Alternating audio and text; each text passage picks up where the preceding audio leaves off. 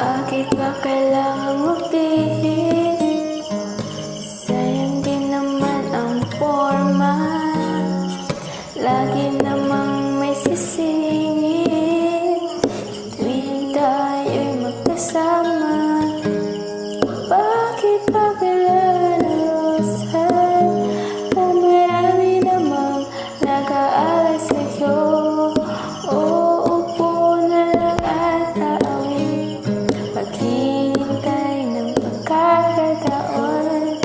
Hayaan mo lang sila magandarapan na maligaw sa'yo. Itadaan na lang kita sa awitin kong ito. Sabay ang tugtog na itadaan na lang sa gitara. Mapapagod lang sa kakatingin, marami namang nagkaharap.